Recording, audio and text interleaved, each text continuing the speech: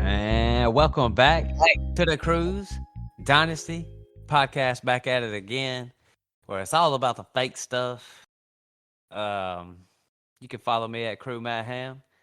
Craft Man, what's going on, big dog? Hanging out in the garage where I like to do all my, bad things, drink some beer, smoke a little bit, sit out here, talk some football, just where I like to hang out and talk with you guys about this fantasy stuff, all this fake shit we talk about. See Swizzy in the building, what's going on? Not much. Smoked a big ass bowl. Now I'm in here. Gonna talk football. Yep, I have to copy what Chris is saying. I did the same. And here we are. Hit the bowl. Now we're about to hit the fake stuff. And really, we just going to do what we always do, and that's fuck around. I mean, what you want to talk about, Kraft? Nah, I'm just kidding. We got a little something planned up. We got a couple more trades that we might want to break down, and we're going to kind of talk some of these values of some of these players, maybe look at some ADP. What you think, Kraft? That sounds like a perfect plan to me. This is kind of in our wheelhouse, ain't it? Yep. This is our bread and butter right here. So I'm just going to go ahead and start it off. Craftman had, let's see, we're in a big league. Me, Chris, and Craftman all in this league. Heck, Noah Dick Blower, Dunk, Akil, all the people that been on here before. Let's see, Craftman started freaking out. He started panicking a little bit. Joker got Rashee Rice on his team. Christopher, the man started. He ain't know what to do. Mister, I'm always trying to win every year over there. Started getting a little nervous. Rashee Rice might be out about 8 games. So the Craftman trades Rashee Rice for the 110. I offered him the 111. I really was just, Chris, you know how I do. I call bluffs, man. I like to call bluffs. So I was throwing Kraft out. I don't know if Craftman could even tell what I was doing, but then Noah comes in, sends him to 110, so it didn't even matter what I was doing. Craftman, what's going on, man? What you think, man? I mean, I think that the reason I did it was, a little bit based on the 8-game suspension or whatever it might be, but I still think that's good value if he didn't miss any games. Like, I think it's a fair trade, the 110 for Rashee Rice, even if he didn't miss any games. So that's the reason I did it. Was just based on the receiving class this year. That's sitting right at that range where I can pick and choose my guy. Shit, I could draft a running back right there if I wanted to, depending on where they go. And it gives me a little bit more flexibility right there. So as soon as I got the 110, I put it on the trade block because everybody knows I'm trying to win this year. And I don't know. I just felt like it was a decent value for where he would be if there was nothing going on in his personal life anyway. I thought it was a pretty fair deal either way. Yeah, I told Craftman, I think through a text, and I was thinking in my head, me personally, because we're going to talk about another trade you did, but these guys like Rashee Rice, I think I probably would have just held on to Rashee Rice, but I think you are right too. Like a late first, that's right where Rashee Rice value is, because you can't trade a 2 and get Rashee Rice. If you does the 201 give you Rashee Rice? I highly doubt it. You know what I'm saying? That 110, 111, like we were sitting there talking about, is right there. Chris, what do you think about the trade? I think it's good because, like I said, I think that's where his value's at. And you know what? Right there with that pick, you know what you can do? You can draft the other receiver the Kansas City Chiefs are going to bring in, or you can take the Bills receiver right there, whichever one's going to be available. And I think you'll be good. Or a running back. Like, for real, Craftman, you're right. You traded Rashee Rice, and you for real could be, because I don't know how these rookie drafts are going to play out. I mean, you could be drafting the wide receiver 4 right there, or the wide receiver 5, or the RB1. Yep. Or maybe even the quarterback 4. I mean, there ain't no telling what that place is going to be, and I guess we really won't even know till after the NFL draft. Some things shaking out, but the way it stands right now, that's looking like the Bills receiver, or maybe even Kansas City's, if they could go receiver in the first round. Yeah. I mean, looking back at it last year, around that area, And this receiving class is a lot deeper than last year, I feel like. I mean, the 110 was what were we looking at the 110 last year? Like a Dalton Kincaid or something around that area. I mean, Addison had already gone, right? JSN, Addison. Zay Flowers probably could have been around that area. And this class is just deeper. And shoot, we do all this rookie research. I mean, it'd be nice to make a pick and see if I can, pick the right guy just for the hell of it. Yeah, I'm with you. I really didn't want to get rid of every pick I had because I got to make some, man. Golly. I got the 204 later. We'll talk about that trade here in a second, though. Yep. Or 205. Yeah, I got something to say about that trade, too. But I think we're all in agreement here. This one right here, just a fair trade both ways. Noah Dick Blow seems to be kind of tearing it down a little bit. He can be patient. He can afford to be patient with Rashee Rice. So, yeah, and not really much to say about it. So, we've already said it from the craft man's point of view, Noah Dick Blow's point of view. You know, he's rebuilding. I got his first, so rebuild away, big dog. He might not be rebuilding though. You never know. The draft. You never know. That is true. Just because you got him, those picks. We'll say he might be rebuilding when week 1 comes around. We'll see what his team looks like because he could draft players and then trade them right after and do like you did. You had a whole bunch of picks and looked like you were kind of setting up for the long haul, and then you switched real quick into competing this year. He just traded Tyreek too, so go ahead. I'm just kidding. Or I'm definitely holding on to that first, though. You could send me that 110, and I'll give you Zamir White and something else. I'm good on Zamir White, man. I've done learned my lesson from the whole Madison situation last year. I'm thinking, you don't buy into that. You don't buy into that. I know a Packers player don't buy into no Vikings player coming in and fucking running the ball. I'm talking about Madison was supposedly, if y'all can see me right now doing quotation marks, Alexander Madison was going to have the job, and he was talented, and he was going to be the RB1 for the Vikings, and everything was going to be good. There's a reason Zamir White didn't play much his first 2 years. And I think it's probably because he ain't that good. And I'm a Georgia fan, so. Yeah, he looked pretty good in those last 3 or 4 weeks when he was winning my championship. I obviously just took Zamir White and sold him for Christian Kirk. I felt like Zamir White's value is about as high as it can get, but I don't know. That ain't even true because if the dude comes out there and starts balling out. Send me something, though, Chris. He said send him something. Hey, that's the thing, man. When you talking to the guys of the Crew Dynasty podcast, we gonna do our due diligence. Well, I got another one out for the pick right before you. So if that falls through, it will.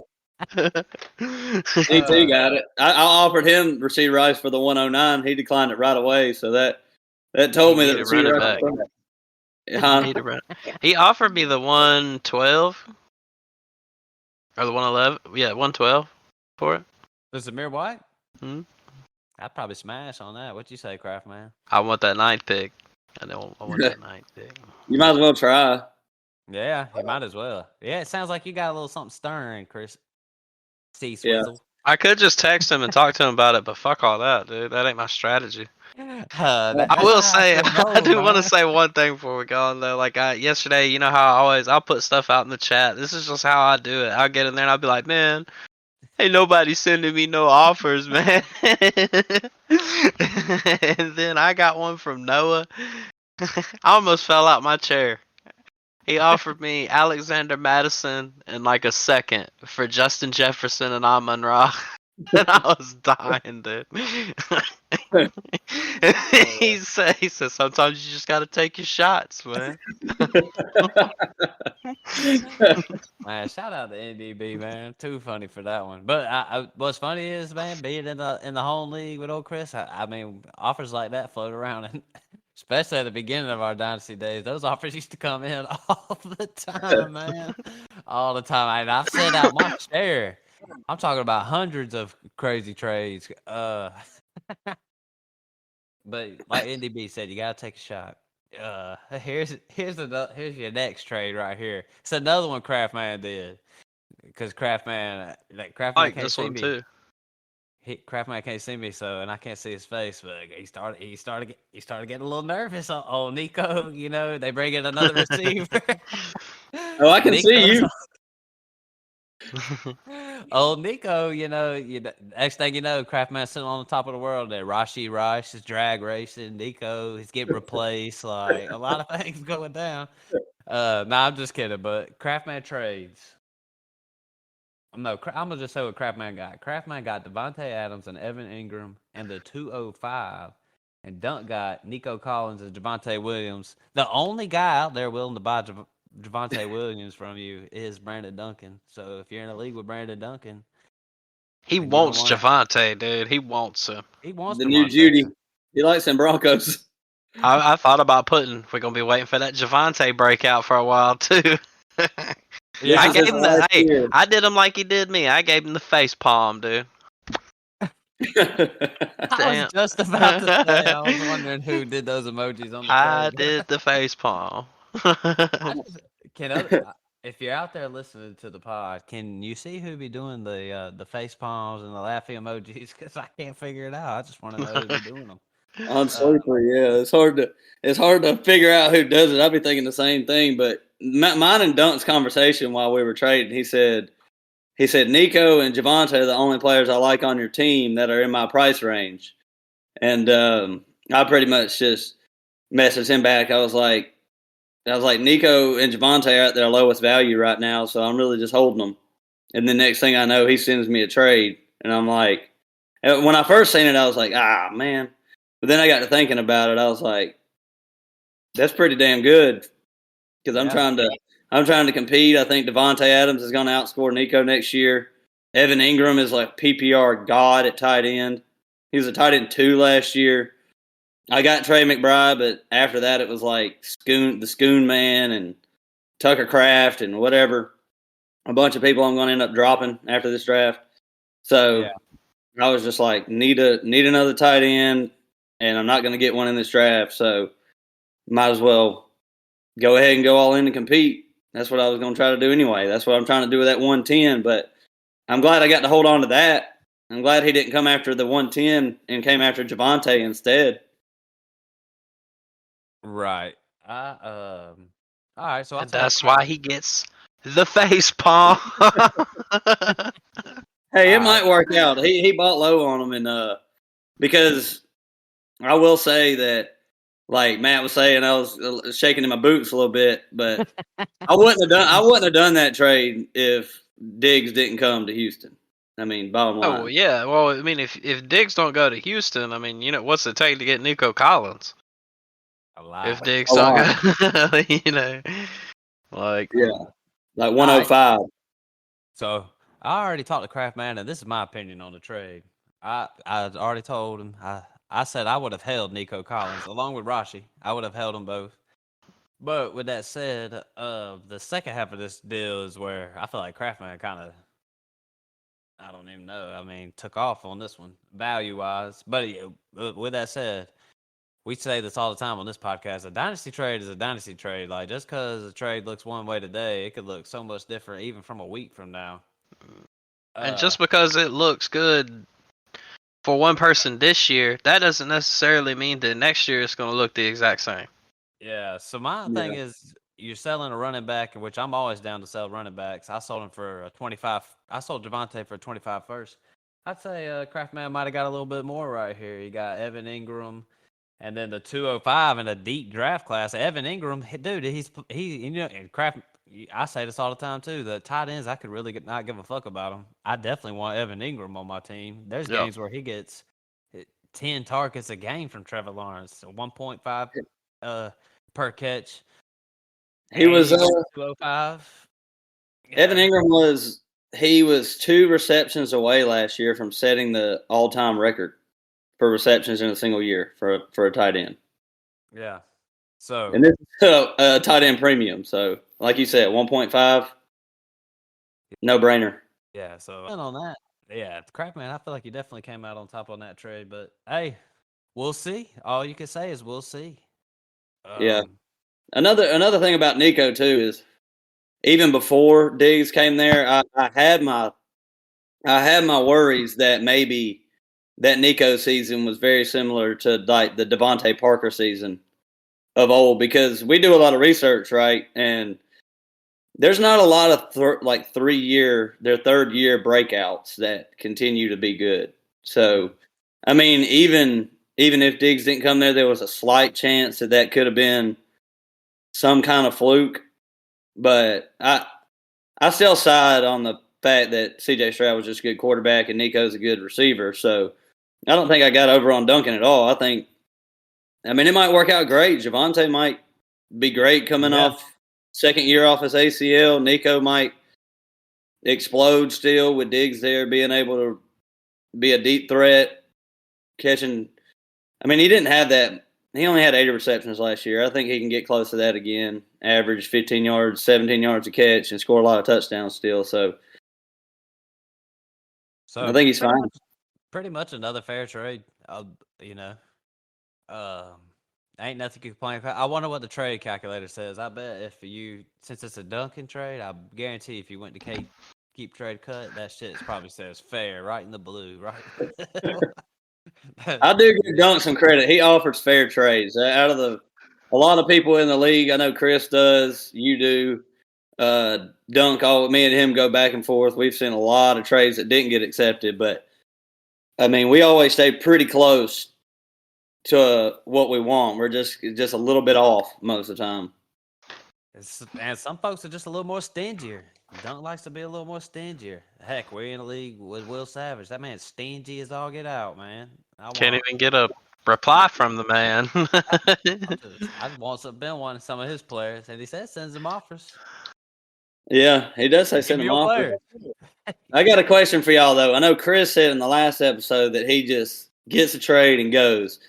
How much do y'all like to play the game? So if you get a trade, let's say you get a trade like the one Dunk sent me yesterday.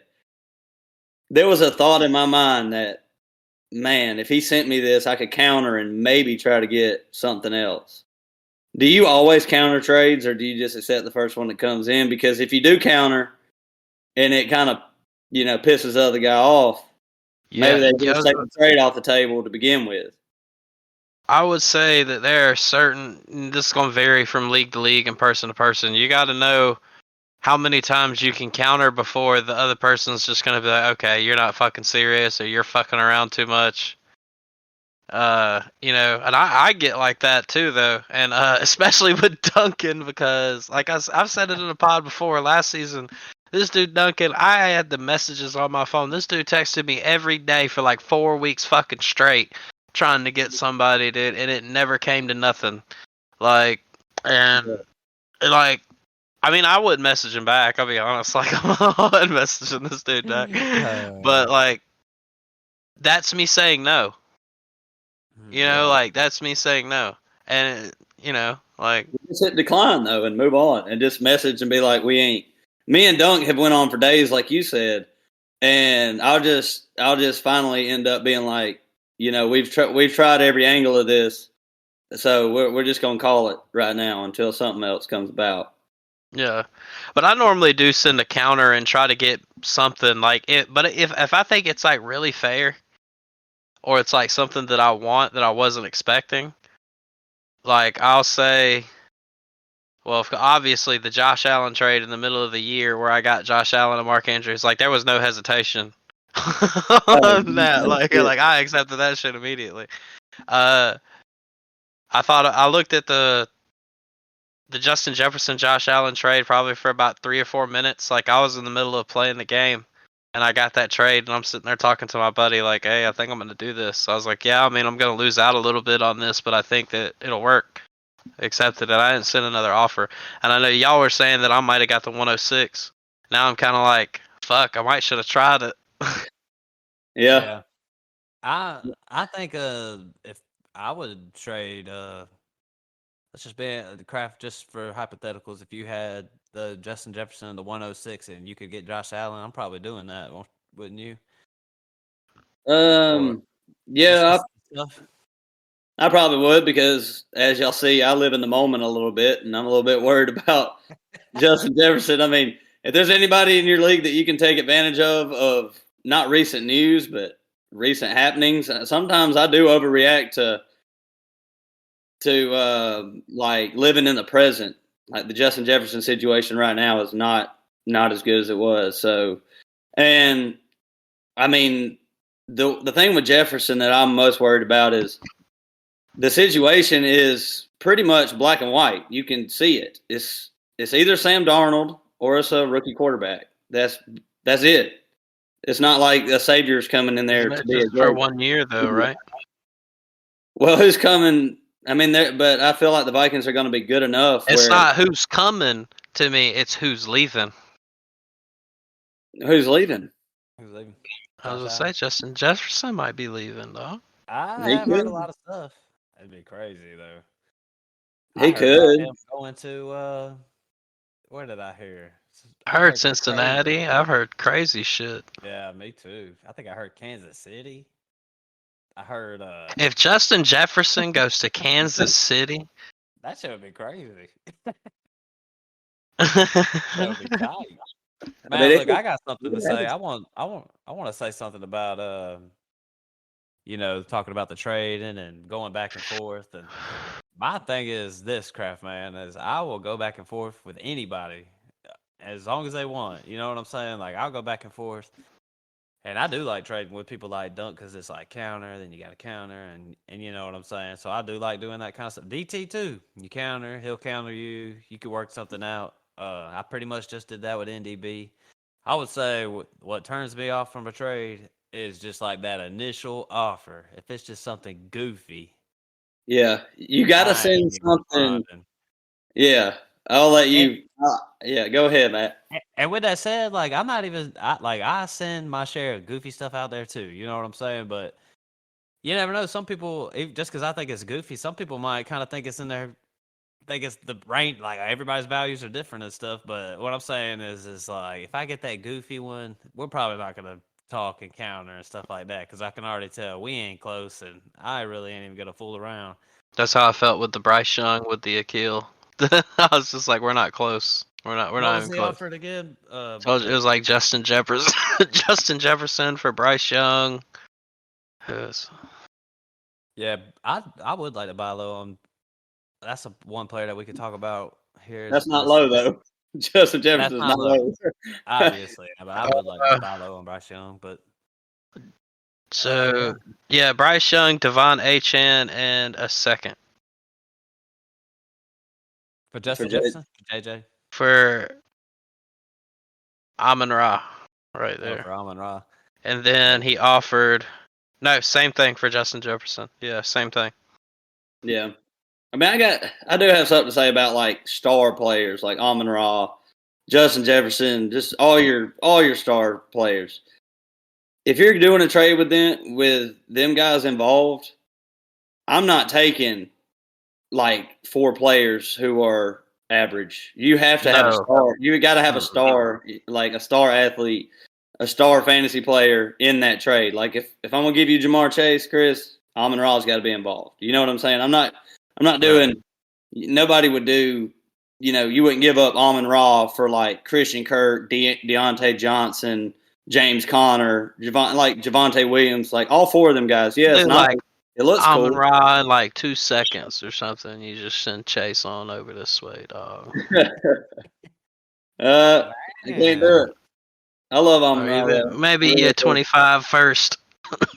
But I'm the highest on Jamar Chase out of all of us because I still got him as my wide receiver one in Dynasty because Burrow just got to be there. I'm just I waiting. think in Dynasty, as far as Dynasty wide receivers go, I would say right now there's just a clear top four, in my opinion. I think the It, tier one has gotten a little bit bigger than it has in the past too, with I just actually think nine CeeDee man Lamb has quarterbacks. joined that top tier. If y'all oh, want he's me to be playing. honest with you. No, for I sure. think I think it's CD and Amon Ra, and Yeah. I think you can make a argument that they're 1 and 2 because Jamar Chase hasn't even been consistent. Him and Joe Burrow ain't even been as consistent, and Justin Jefferson just lost his quarterback. I'm not saying I'd rank it that way, but I'm just saying there's an argument. That's 1 and 2, and that's my home league wide receivers. I'm just saying. Well, if you look at it, if you look at redraft, most people are going to take CD next year over all of them. Jefferson, and they're the same age. So why should it be any different in dynasty rankings? Because they're all about the same age. CD, Jamar Chase, Amon-Ra, and Justin Jefferson, they're all about the same age. But if you look at redraft, CD is going to be the number 2 receiver off the board. So why shouldn't he be the number 2 receiver? Tyreek Hill's probably going to go first in redraft. That's why I said that. But I seen your face. But Would you do that though? I think I would take Tyreek in redraft first. But it's 1A, 1B. I mean, it's preference. But why shouldn't CD be number 1 dynasty receiver? I mean, he's the same age as them other guys. I agree. Yeah. I mean, I think that when it just comes down to like that, I mean, like the 1 through 4, like you're looking at like 1A, 1B, 1C, and 1D. Nearly, like, because I mean that stuff's gonna change depending on who comes in, who's got the better situation, and stuff like that. Like rankings and stuff are finicky. Like you make rankings one day, hell, you can make rankings 1 hour, and then an hour later, them rankings are fucked. Like nothing ain't even got to happen, Chris. You could just be sitting there and then just think like, do them rankings and then just look at them again and be like, damn man, these fucking rankings ain't I'm shit. a fucking idiot. Damn. I go downstairs and I'm looking at my dynasty like running back rankings or something. I'm like, man, look at these stupid ass rankings I put together 3 months ago, looking like a fool. But yeah, Kraft man, I'm with you. I just think there's just in my opinion, I just think there's a clear top 4 dynasty wide receivers. Yeah. And then I think 5 maybe it's like AJ Brown, maybe Puka. Something. Yeah. I mean, it's getting close. I got to hype up. I want to hype up Amon-Ra right quick for Chris just to get his value up a little bit more so he can trade him for even more. Amon-Ra last year, he finished outside of the top 24s on a given week only 3 times last year. Yeah. And he finished in the top machine. 10. He finished in the top 10 4, 5, 6, 7, 8 times last year in the top 10 receivers on a given week. This dude was so damn consistent. So consistent. And he had boom weeks. It's not like he wasn't. I mean, he had a week 12 for 124 and 1. I mean, he was just going off. Like, you just can't. Like Chris said, he offered me Amon-Ra for Jamar Chase. That's fair. You're just straight up, really. It is fair, straight up. It's just take your pick with them guys. I'm just being honest. And I think talent-wise, obviously, Jamar Chase is better. But situation-wise, it might not. I mean, Amon-Ra's, I'm telling you, because I got Amon-Ra in my main league. I'm telling you, the consistency is, and I would say that with CD. Once he got heated up in that back half of the year or whatever, their bye week or whatever, the consistency of these guys, I almost would trade CD before I would trade Amon-Ra because Amon-Ra is so consistent. Like that for real is points every single week. And he's just going to get it every week because he's just taking those Jared Goff and Amon-Ra, those little intermediate routes, the short routes and stuff like that. Sam Laporte is going to be eating. That's why I never really bought into the Jameson Williams. Jared Goff's never going to be slinging the ball all the way down the field. He's going to be sitting right there, hitting Amon-Ra-ski. My guy. And you got to get them guys that can move all over. You want the receivers that can play outside of the X receiver and then move into the slot.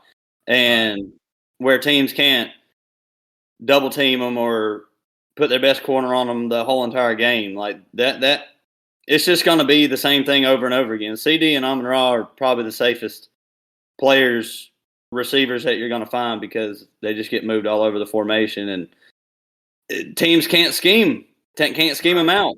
I mean, they're going to get theirs. Since we talk about wide receivers, I just want to ask, what's AJ Brown? What's our views on AJ Brown? That man fell off the back half of the year, mainly because the Eagles fell off in the back half of the year. I was about to say, I don't think that as much as on AJ Brown that it is the Eagles.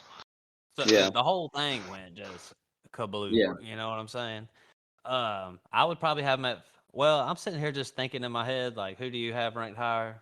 Amon-Ra, I mean, not Amon Ra. AJ Brown, Puka, maybe Garrett Wilson might be up in there. Yeah.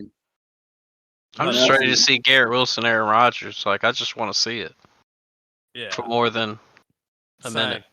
I mean, So I guess my question is, Craftman, is what's AJ Brown's value? Like, are we a little bit more down on him? Are we still the same? We still view him as he could be one of those top tier guys. I mean, he's literally. I mean, I'm not even saying he ain't. I'll just say he's tier 2, but he's at the top of tier 2. Unless you want to throw Puka ahead of him. yeah. It's pretty tough for me with AJ Brown. He's right where he needs to be in dynasty rankings. There ain't no doubt. But it would just be, and this might sound a little petty, but it's preference for me of players that I like to watch and players that I actually like. And I like AJ Brown all right, but when receivers are winning, their teams are winning, and they're complaining about not getting the ball enough and all this stuff, it left a little bad taste in my mouth. So I would choose Puka over AJ Brown just based on that, really, because they're so close. I would just rather take the player that. I mean, Puka's still like 4 years younger than AJ Brown too. So, I mean, if it's that close in production, just give me the younger guy and give me the guy that's not bitching to his quarterback. Yep. All right. Well, hear me out then, Chris. Let's just say I got one of those top, or let's just say you got one of those top 4 guys we were talking about: Amon-Ra, Jamar, CD, Justin Jefferson. Which you do got those guys. I got Heck, you 2 got of 3 them. of them. I got I 2 said of you them. got 2 of them motherfuckers. What about somebody comes up to you and says AJ Brown and a first for Justin Jefferson? Are you doing that? Where's the first? Probably. It depends on Let's where the just say first not a is. late. Let's just say mid to first, so it has some value. A mid to early or whatever. Mid to early pick, or just say mid. That's how I just say a mid first. AJ Brown for Justin Jefferson, or If it was I'm wrong. anything later than like the 104, I probably wouldn't do it. I don't think Craftman would I wouldn't do it. wouldn't do it. I But really I'd be feel, hesitant, like, because that teardrop is enough, like, right there. Like, yeah. There's just some players in Dynasty that you just want to hold on to until they're completely done. I mean, Justin Jefferson has set records Right. for in his first 3 years, and we all know that he's. I mean, if we were ranking the best overall receivers, not Dynasty, nothing fantasy wise, Justin Jefferson's number 1 on my list, talent Dang, wise. So Devontae might be 2 still. yeah, so Top I 2ish. mean, I'll just hold on to him unless it's something absolutely ridiculous. Like yeah, there's like, a couple players on your roster that you just got to be like, you're gonna have to, if you want them, you're gonna have to send me something that is totally unfair on my end to get them, or you're just not gonna get them. I mean, that's how I feel with, like, so, like, McCaffrey and all of them. That's how I view McCaffrey, because if, especially in the home league with McCaffrey, if you're a competing team, oh, you giving me something, you know, the price for you is more than it is for somebody else. If you're competing, it costs you more to get him, because if I give them to you and I might guarantee you a championship with that pick. Exactly. Like, and these people, they'd be like, oh, his value's not there. I'm like, no, his value may not be there, but his perceived value to me and to, like, your team as a whole is there. That's the gameplay within the gameplay right there. Right, like, it is there. Like, so Justin Jefferson too. Like, I mean, in Dynasty, you want to get Justin Jefferson. I mean, you got to Good send a luck. haul, or you got to do what I did and send the number 1 overall QB to the motherfucker to get him. Like, you got to. What about how about this? Those top 4 guys, somebody comes up to you with Puka in a mid first. Puka in a mid first for Justin Jefferson, Chris. And or Jamar Kraft. Y'all doing them? Puka in a mid first? See, like I said, I'm not. It's got to be. It's Can't got to do be it. outrageous. It's just got to be Puka's outrageous. not. He just put I together the honestly best think out of fantasy all season. 3 of them dudes, the one that I'd be willing to part with the most is Jamar Chase. Yeah, I mean that's just Chris's opinion. I mean, It's Chase just What about like you? consistency. Just because he's missing some games here and there. Burrow's been hurt. He's the question mark.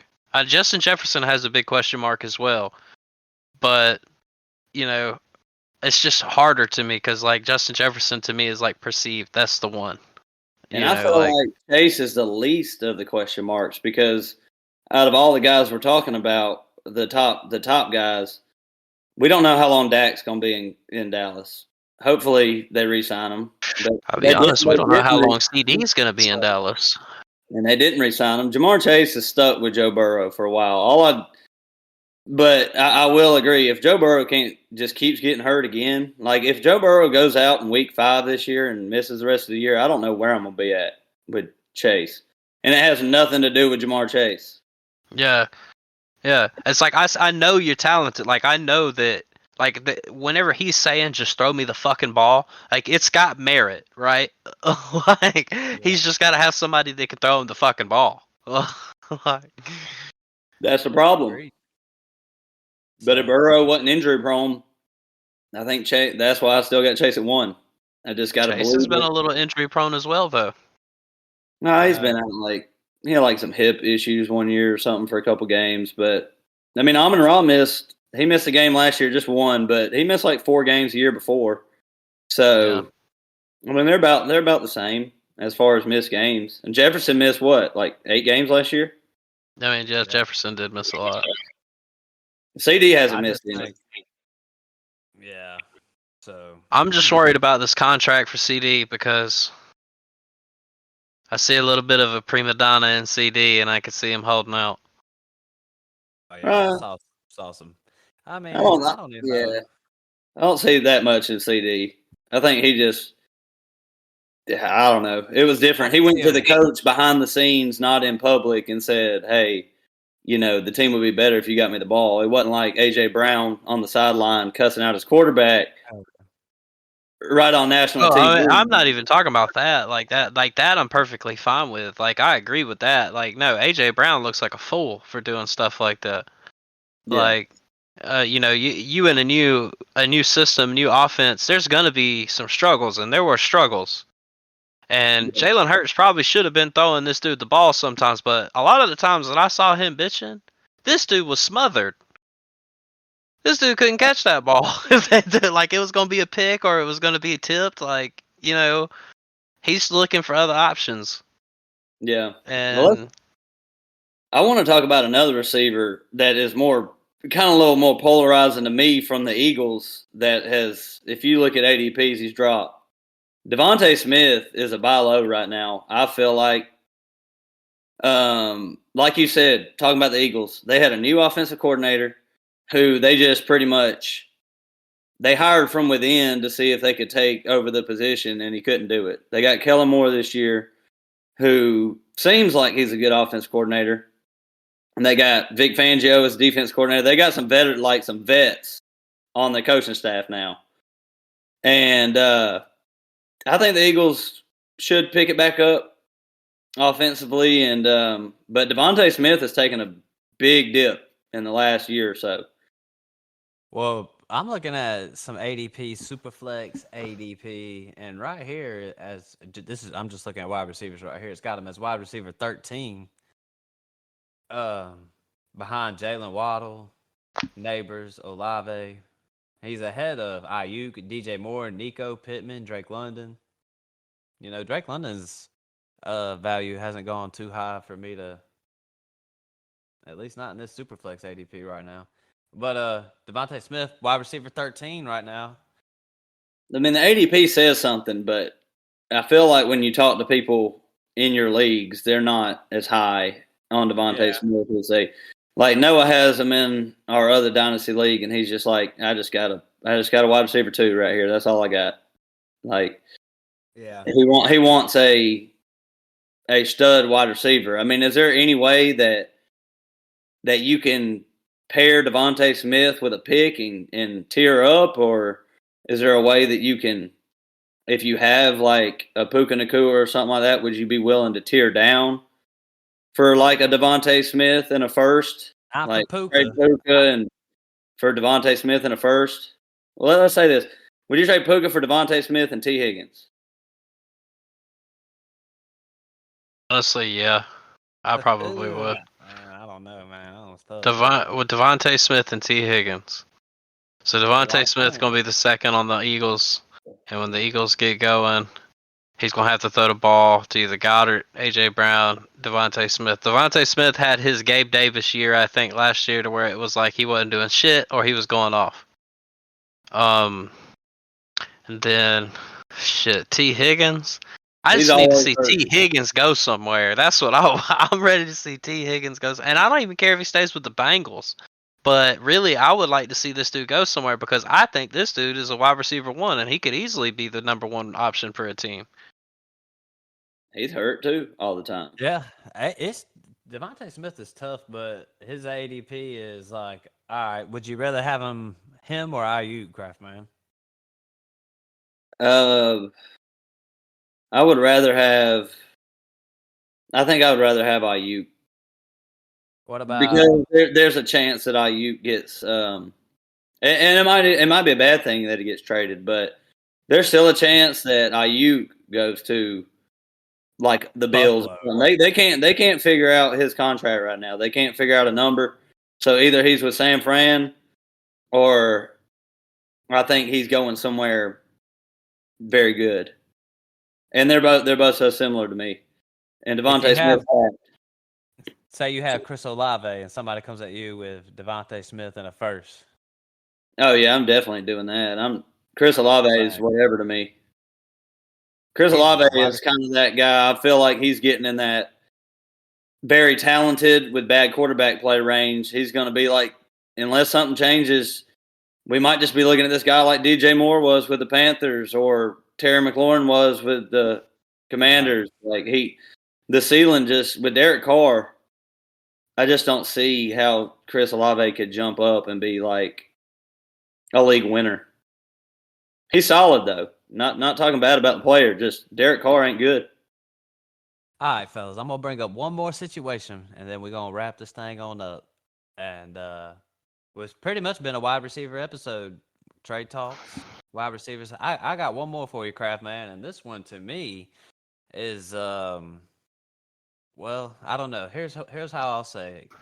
I just wanted to talk about Garrett Wilson going at wide receiver 7 in startup ADP, and then I got Drake London down here at 18, and I just want to know what's the word on guys like these? Like if we was kind of going down a little bit of a dynasty ranking, not like a specific set of, but we was just kind of setting up some tiers, and I just want to know where Drake London falls into this because we got Garrett Wilson up here super high, and I'm pretty sure we just got Garrett Wilson up here this high just because he's going to be playing with Aaron Rodgers.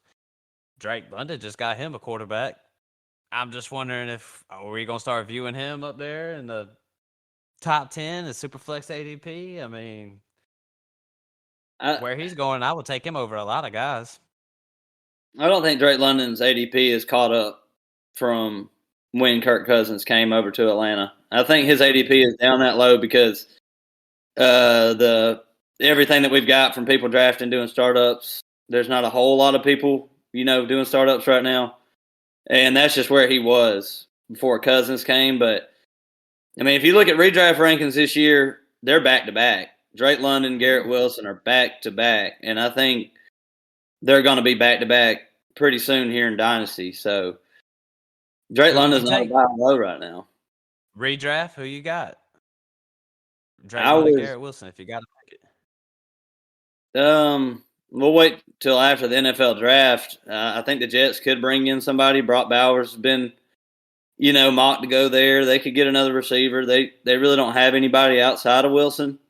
And they're going to try to do good for Aaron Rodgers. So, as of right now, I would take Garrett Wilson, especially in full PPR, because he's a target monster. And Drake London is not quite that yet, but it's close. But you're the Falcons fan. Yeah, that's why I can't really answer. I know I'd rather have Drake London. So, Chris, what do you say? I'm taking Drake London, no question. Dang. And my thought of that is, yeah, he may not be the target guy yet, but this dude has had Desmond Ridder throwing him the ball. Like, Kirk Cousins is going to be slinging that rock, and I think Drake London's going to catch it. Garrett Wilson, I think they're definitely going to bring somebody in. There's been a lot of talk about Brock Bowers going there, and I just think that Wilson, though. I mean, it's going to be two decent offenses. I just think that Atlanta's going to have the better team, like, overall. Like, their offense is going to be better. And Kirk Cousins signed a longer deal than Rodgers. Rodgers is like 1 year. Kirk Cousins could be there for 3. So you might get a more longevity out of Drake London. Because without Aaron Rodgers, I think everybody on that team takes a significant dip. Any pass catcher, is going to take a dip. We saw that. He might not even be good anymore. I mean, it's going to be tough, but I mean, I don't know. I feel like that man healed quicker than any person should from that injury that he had. So, well, Kirk Cousins got hurt later than Aaron Rodgers, and Kirk Cousins is he's ready to roll right now. They acting like he's going to be back for opening day. Now that's wild. We'll that see, was though. Plant too. Chris, there's THC in that thing? No, this is just nicotine. Well, shoot, THC's man. right here. Well, fellas, I think that'll. Well, before I sit here and start closing out, any players y'all want to bring up real quick? Shoot, I could go on forever and ever. I got all the time in the world. What's man. Deontay Johnson's ADP? We looked it up the other night. It's like way down there. What is it, like 44? It's ridiculous. I almost didn't even know it was real. Let me see. This got to be. We just need to rename this the Cruise Deontay Johnson podcast. He's at 44. 44. Yeah. If he's at 40, I'm smashing on that 44 and like the fucking, what is that? What would that be, like the 8th or 9th round? Something like that. Like, I just got to tell you, Deontay Johnson's at 44. Christian Watson is at 34. Oh, hell no. Yeah. Nah. And I'm a Packers fan, and I think that's bullshit. Deontay Johnson, that's the ultimate buy low unless you in the Cruise League and you're playing with Will Savage and stuff, and you can't get that, man. I would love. You think he's the ultimate buy low right now? Man, wide receiver 44 going to the Panthers. I think he's about to go off with them. I mean, is there another buy low that I would just? I mean, I'm not really sure. That one just screams at you, though. You know what I'm saying? Looking at ADP and comparing him to rookies, Xavier Worthy is 45. Yeah. So that tells you that Deontay Johnson's price is about the 110 to 112. And you're looking at those receivers right there, Xavier Worthy, A.D. Mitchells and stuff. I mean, you're looking at right there at where the Panthers are going to be picking. Hey. They have the first pick in the second round, so whatever receiver I think sneaks through right there is probably going to get picked up. Hey, I wonder how many is going to go in the first. Marquise Brown is going behind him. Hollywood. Yeah, the last time I got a Hollywood offer, it was Akil trying to trade him. Oh yeah, Akil traded. He sent me Hollywood and a third for Drake London. That's dang. You didn't do that. I think that was before the Kirk Cousins news. I think. Though. Did you fall out your chair? Oh man, I just did what we were talking about earlier. You come at me with something goofy, you ain't even getting a response. Ain't even getting a response. But hey, I'll say this one. That might be one of the least goofiest ones he sent me because he knows I'm a Hollywood Brown guy, which I am. Not like that, though. I ain't trading Drake London for that. Dude, I offered you Chase for, what was it, earlier on? I think I offered you Chase for Drake London in the 104. Yeah, something like that. I was like, nah, man. Drake London. You declined it quick. I thought it was. I got Drake London priced ahead of CD right now. What then? Y'all gonna have to pay. You gonna have to pay me CD and a first for Drake. That's how I say. CD and a first for Drake London. All right, is Drake London a sell high? Be honest. Is he a sell high right now? I think that he falls into a sell high and a buy low because you want to buy him low, but I don't think anybody gonna be selling him low, so they're gonna be selling high. Like The hype is just way. I mean, he's at peak value right now. I feel like before he even plays a snap with Kirk Cousins. I mean, he's Right. like I said, he's probably going to be. We had what'd you say? Garrett Wilson was like wide receiver 7. So by the end of draft season, when everything gets going and the ADPs catch up, I think Drake London's going to be around that wide receiver 9 area. So if you damn, think David rejected the trade, man. Bullshit. Yeah. I don't know, Hey, it could be.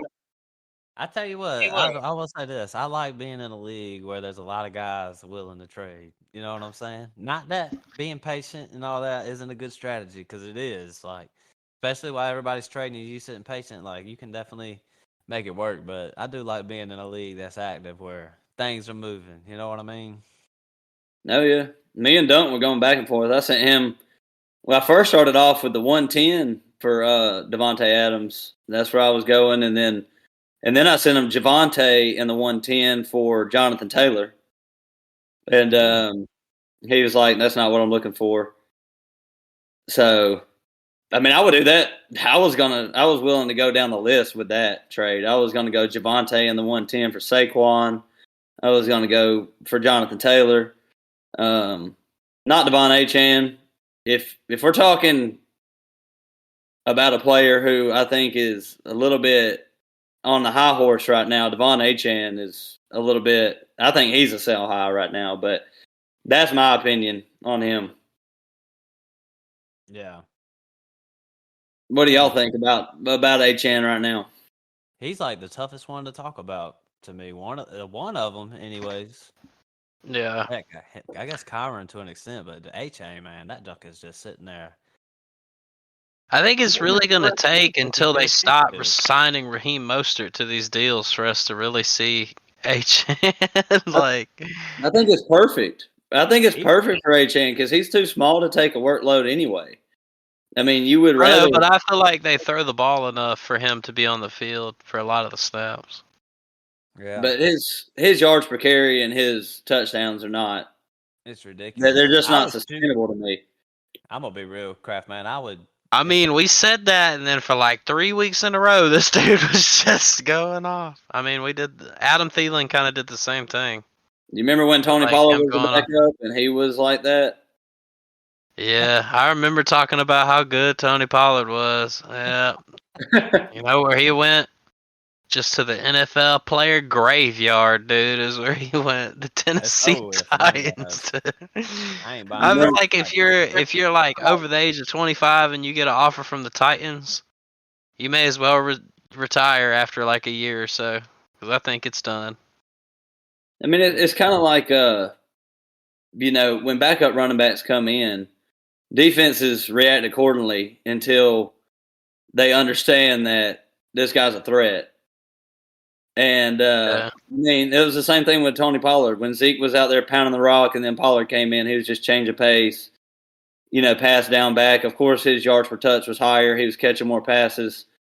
And I think Achane fits in that category where it's like, even though I do think he's extremely explosive and he's going to break off some big runs next year, there ain't no doubt. But defenses are going to react accordingly to when he's on the field. And they're gonna understand what plays that Miami likes to call when he's on the field and how to get him in space. Just like when a backup quarterback comes in and they play pretty well for about 2 games and then they get figured out. Yeah. I think like what's his name? The Chicago Bears, Tyson Bagent. I think that's what happened with him too, because he had a pretty good little stretch. Josh Downs. I mean, not Josh Downs. What was the Vikings QB? Josh Dobbs. Josh Dobbs, yeah. Josh Dobbs. They all look good. Mike White had a nice little stretch with the Jets for a while there, and then they figured it out. But I just don't buy into, backup running backs who are. I wouldn't say Achane's a backup. He's just more like a change of pace. He's just the 50-50 back over there that's more explosive. But Tony Pollard was in that situation too. Chris has got Devon Achane on the team, and look at his running backs. Got Christian McCaffrey, Saquon Barkley, even Brian Robinson, James Conner. So here's the truth. I mean, I already know Chris is going for it. You can see with his team. If I would hold on to A Chain, except for the right price. You know what I'm saying? I'm always saying you could ship off a running back. A Chain's, you never know. Some fool might want to offer you a couple firsts or whatever, and I would just probably take it, to be Yeah. honest, especially when you're this stacked, and then you can use those two to go get you some receivers or something. You know what I'm saying? I Yeah. don't know. I'm just saying shit. Well, Uh, A Chain's ADP is at 34 right now, so that's right around Malik Neighbors, Jalen Waddle, Devontae Smith, Brandon Ayuk from the receivers. At tight ends, Trey McBride's somewhere around there. QBs, Dak Prescott, Tua, Jaden Daniels, Drake May, Jared Goff is on further down. Me personally, I would be trying to ship off Devon A. Chan. There was a trade that went down last year in my other Dynasty League where Noah shipped off Devon A. Chan during his stretch, shipped him off for Devontae Smith in a first. dang. I was just about to say, do you think you could do that? Devontae Smith in a first is what I was asking. Damn, Chris. I can see Chris's wheels turning in the home league. Motherfucker gonna talk to David right now. But yeah, I was just about to say, but you know who I got to talk Hey, to. I done hit DT up a million times about Devontae over 2 seasons. But I did talk about the Pollard situation, but Alvin Kamara was a change of pace back for a while too. Yeah, that's true. Alvin Kamara's bigger. He can handle a little bit more. But I mean, not to say there isn't a massive ceiling with this guy. There's definitely a huge Yeah. ceiling with him. But I feel like that can't be sustained from what happened last year. Yeah, that one's tough, man. A-Chain's one of the toughest ones of the offseason, to be honest. I know people think that Kyron Williams is a tough situation. Me, not so much. Me A-Chain, though, tough one. But it's like I always say, if you can get a haul for a running back, I say just do it. Yeah, but we forgot to talk about the RB1 in totality though. Jalen Warren. Jalen Warren. Stud, man. Man, shout out to the White Snake, man. But what do you do with Jalen Warren though? Seriously, in all seriousness, what do you do with Jalen Warren right now? Because I do feel like there is an opportunity for him to pull off like a not an Austin Eckler ceiling like he did. I mean, he was incredible, but their stories are a lot alike, in my opinion. Mm-hmm. Man, the only thing you can do with Jalen Warren is hold. And this is the reason. What's crazy is Craftman is I feel like people don't realize, how good he was last year, even as a backup. I mean, the dude finishes the RB22. So you get a running back too. You didn't even draft him. You picked him up. You know what I'm saying? And he's barely playing. Barely playing. Yep. Man, let me just look at this stretch real quick. I mean, constant double digits. It's like 12, 11, 10, 10, 14, 19, 23, 11, 10, 19. I mean, he came through for me in some big moments. He's just a solid RB2. Like, I can live. But the thing is, Craftman, is there is no market for Jalen Warren. None. If I wanted to try to sell Jalen Warren out, I could not get nothing for him. Yeah. I mean, I just want to point out that Austin Eckler, in his first 2 years, he was the RB47 and the RB24. I'm just saying And this. If Jalen the Warren's next the next season, he Austin was Eckler. the RB6. Oh, say that again, Craftman. I cut you off big time. Okay. Austin Eckler, his first 2 years, undrafted, pass catching running back, short and stout, with explosiveness, with short area burst. That's Jalen Warren. He was the RB47 and the RB24 his first 2 years. You got Jalen Warren pulled up.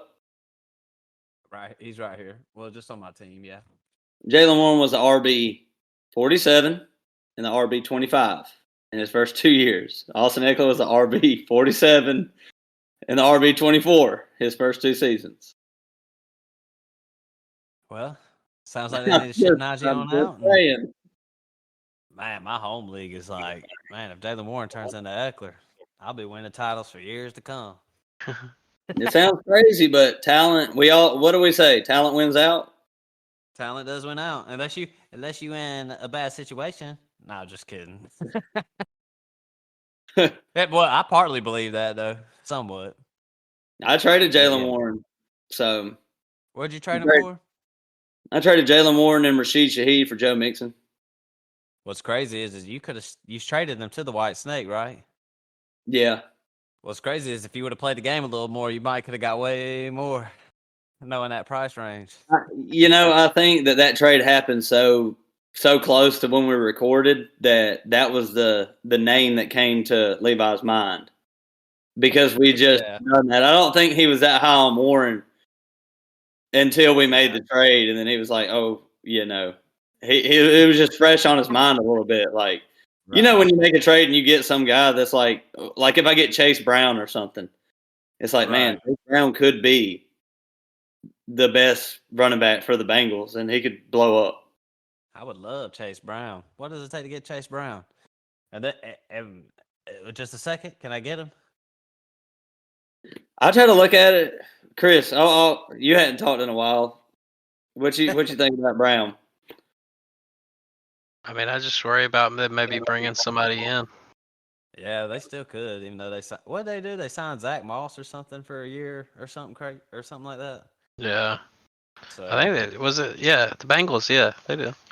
Yeah, and I mean, Zach Moss had a good little stretch right there with the Colts. I mean, I think Chase Brown's a good little buy. If you could, I would wait till after the draft though. If it stays the same, I would just go ahead and pay up a little bit more instead of paying a little less and trying to see what might happen in the draft. Would you pay it first for Kendra Miller? Thinking about that. Tough, man, because they could draft somebody. I mean, they probably won't. Kendra Miller's got pretty good draft capital last year. So did Tank Bigsby. Doesn't mean the Jaguars ain't gonna try to replace him. Yeah, but I mean, like Kamara's still got pretty good value too, though. Like, I mean, Kamara's not exactly playing terribly. He ain't got that good of value. I paid the 204 for him. Hard to sell him. I mean, it's hard to sell him. I mean, you was wanting Eckler in like a second for him. I give you like Eckler in like a third or a fourth. Well, I was just trying to capitalize on that 204 I got. I was like, I'll just get the second back that I traded for him and get Eckler on top of it. I was just trying to play the value game a little bit. Well, you could trade back. I'll give you the 208. just take a little 4-pick loss, dude. I know. Just take this little 4-pick loss. I will. And get that headache up. The 208 Eckler, I'll take. You can have. No. I was just talking about the 208. Oh, nah. Eckler in there. We got a deal. I think he's worth moving back 4 picks. But, really, truthfully, what I've been trying to do in the offseason is just to buy players because we talk about how valuable picks are right now. Older players are at their least value. Right. So around the draft, yeah. Yeah, around the draft. Like, this is the time. Like, if you want to go acquire Devontae Adams or Cooper Kupp or some of these old veterans that are going to be great, this is the time to do it. Well, I feel like we put together a pretty good ass episode just then. I mean, what you think? What y'all think, fellas? I mean, I feel like we went through a lot of players and went through some trades. Like, we went through some good stuff. Wide receivers. Kind of got an insight on some Dynasty rankings a little bit. Kraft, man, you got anything else you want to say? I'm pretty much out of players at this point. I was thinking about some of these guys tonight, but Kraft, man, anybody else? No, I mean, I did hear some things going on. I was listening to the footballers the other day, and they were ranking the Green Bay receivers. And me and you talked a little bit about it off air or like off the podcast. So I want to hear Chris's opinion on the Green Bay receiving room and this ain't just because I'm a Green Bay fan, but I want to know where you got these guys ranked at. Dubs, Reed, Watson, Wicks. I want to know how you feel about these guys and which ones to buy low, which ones to sell, which ones. Where do you got these guys? Yeah, I'm thinking the buy low is Romeo Dobbs. Buy Romeo Dobbs. I'm thinking the sell is Watson, Christian Watson. Because I think he's going to have a bit more hype. You can definitely get more for Christian Watson, I feel like. yeah. And Dontavian Wicks, I mean, I like Wicks too. I mean, he was making some pretty good plays last year. It's just about them spreading around the ball, you know. It's his snap. And the offense is only going to get better, like as they play. You add Josh Jacobs, you know, fresh legs back there, but it's not like Aaron Jones was playing terribly, you know. I like Dobbs though, out of all of them, I really do. That's funny because I feel like us and the crew and all of us, I feel like a lot of us like Dobbs the most. But just to put it in context, I couldn't remember if it was the footballers or who, but I listened to a couple podcasts and they both had it was Christian Watson, Reed, then Dobbs. But if you talk to people like us, I'm saying Dobbs. I was really thinking Dobbs, Reed, then Watson, really. But and the truth is, Craftman, is I think they're all kind of buy lows except for Jaden Reed. I think Jalen Reed, if anything, he's probably going to sell high. Yeah. I think he's a sell. I think Jaden Reed's a sell. And if you listen to the Packers receivers, and there was an interview with Jaden Reed and I think Wicks, they said Dobbs is a leader in that room. Like he played with Rodgers for a year, and they pretty much just follow his every move. Like he's the one teaching them what to do out there on the field. So I'm with you. I think Dobbs is the guy. I think Reed.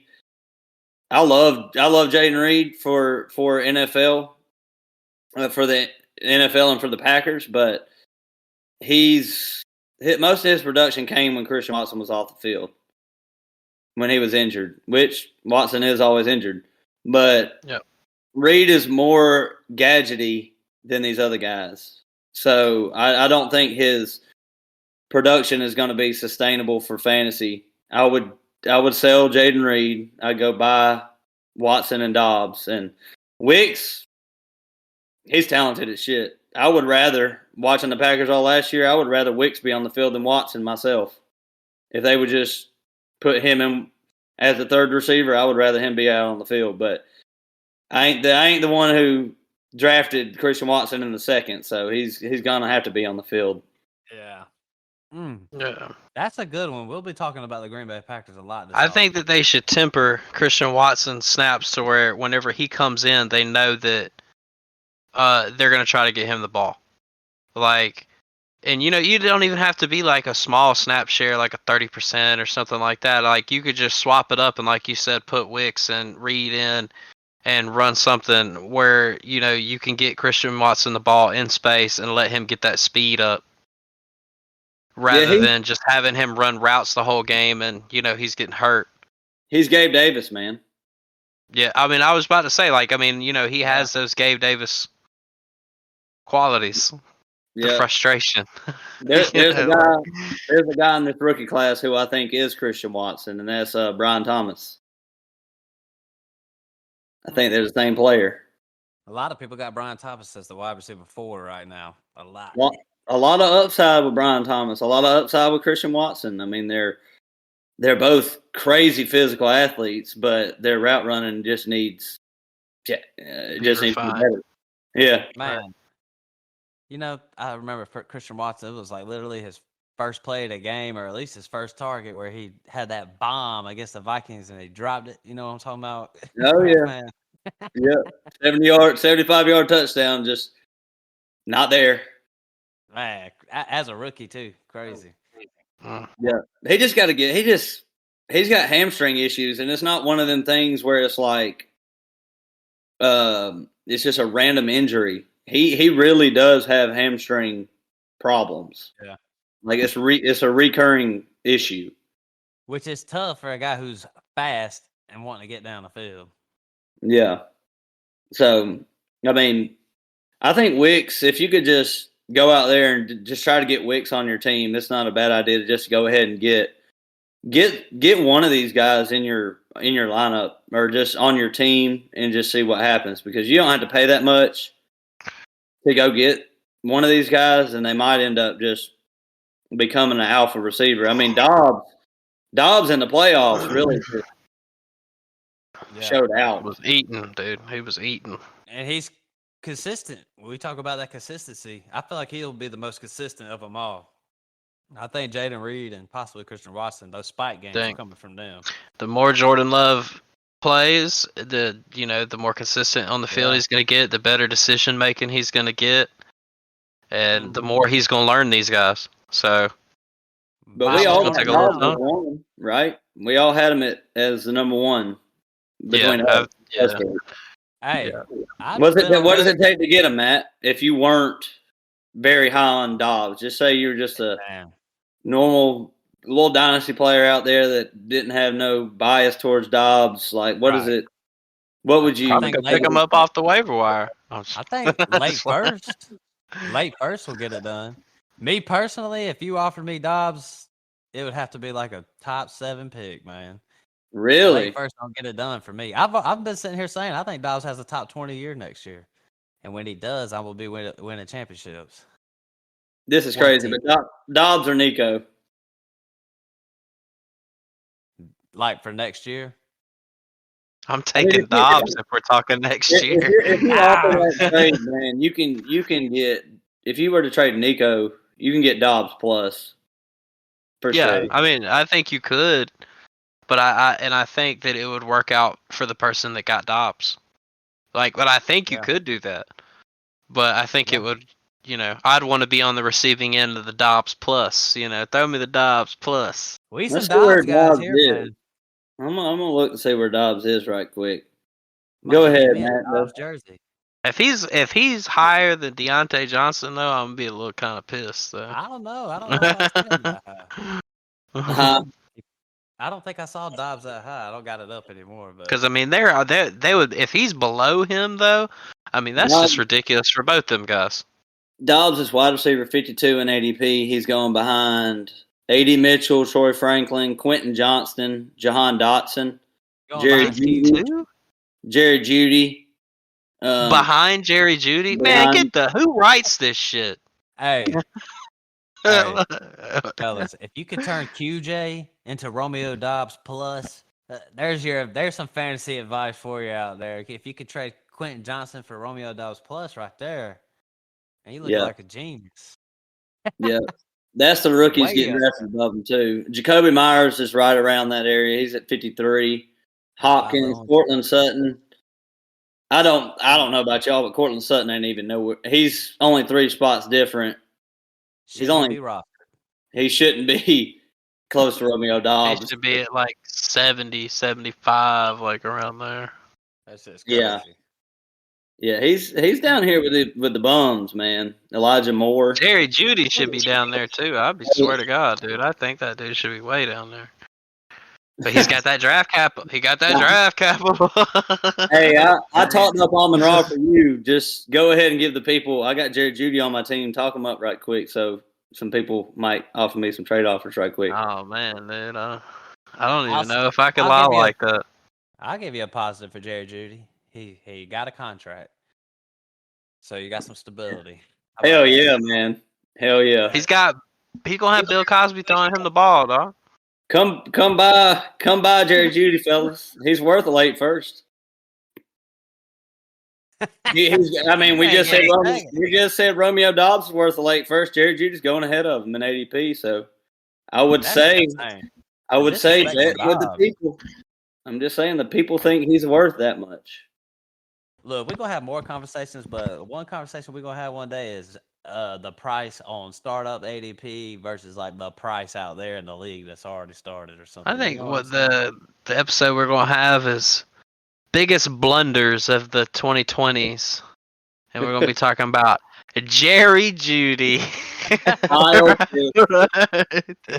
that list. We should do like the biggest buzz. Kyle Pitts. Especially when it comes to drafting these rookie picks and stuff like that. Some of them big buzz. Trey Look, Lance. Look, fellas, Levi did have a spicy thing. He did say Kyle Pitts was going to be tight end 1 next year. So who said that? Levi, remember? Yeah, I would love to have Kyle Pitts, honestly, personally. Can't get him though, because Dunk has him. Every league I'm in, Dunk's got him. You know you can't get him. Might cost you 4 first to get Kyle Pitts. Team full of Kyle Pitts, Jerry Jeudy's, and Javonte Williams. Got all of them. Shit. Well, fellas, look, man, I'm about to wrap it on up. I'm gonna hop out of here.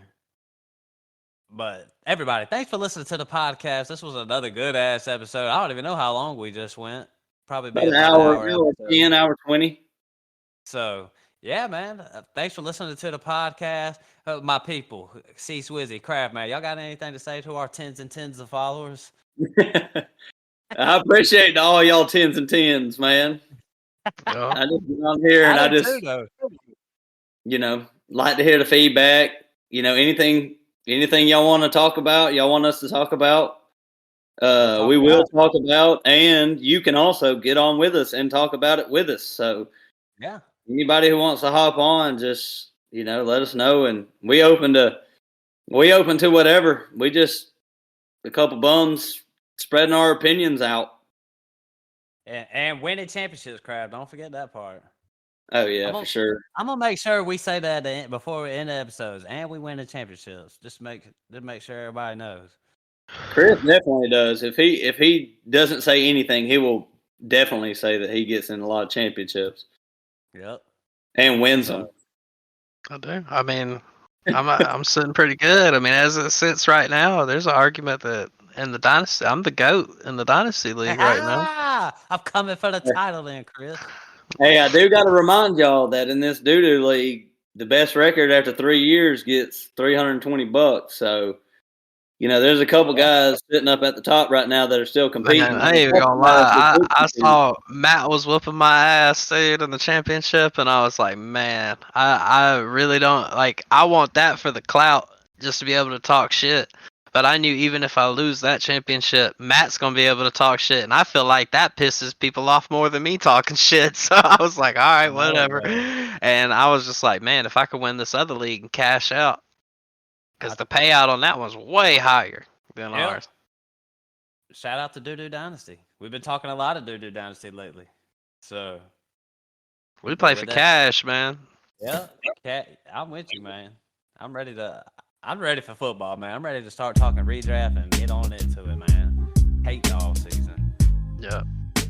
Can't even watch the UFL, man. Shit sucks. That's right. When they add UFL fantasy, give me a call. I would play that. I really would. I've been betting on the Masters this week. I don't blame you. Well, everybody, thanks for listening to the podcast, man. But we out. Peace.